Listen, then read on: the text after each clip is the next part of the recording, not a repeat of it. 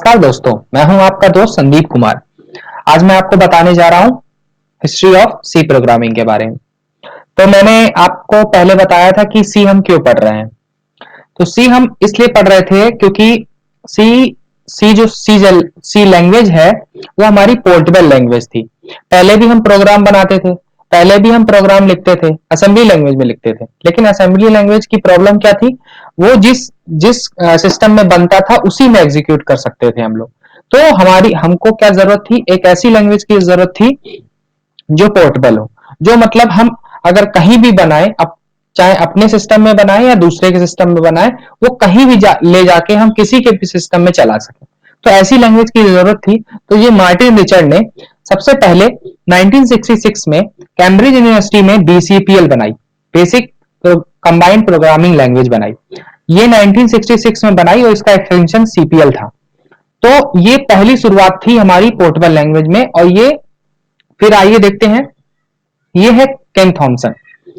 इन्होंने क्या किया, जो बीसीपीएल थी इसी को थोड़ा सा घुमा, थोड़ा सा अच्छा करके इन्होंने मतलब मार्टिन रिचर्ड को सम्मान देके उनका बी लेटर लेके 1969 में, और इनके साथ डेनिस रिची भी रहते थे, 20 बी लैंग्वेज बनाई। और ये केन थॉमसन किया था, इन्होंने यूनिक्स ऑपरेटिंग सिस्टम भी इन्होंने बनाया था, लेकिन वो बी लैंग्वेज में बना था। अब इनके साथ कौन काम करता था, डेनिस रिची, जो सी के फादर हैं। इन्होंने बनाई है सी लैंग्वेज। तो 1972 में डेनिस रिची ने बेल्स लैब में, जो यूएसए में है, उन्होंने सी लैंग्वेज बनाई। और ये भी बी से ही बनी है, लेकिन इसमें इसमें कुछ अपग्रेड करके बनाया गया और ये लैंग्वेज बहुत ही अच्छी साबित हुई। और फिर जो यूनिक्स ऑपरेटिंग सिस्टम था, जो बी लैंग्वेज में बनाया गया था, वो सी लैंग्वेज में बना। तो वो यूनिक्स ऑपरेटिंग सिस्टम अब किसके नाम पर हो गया, डेनिस रिची पे।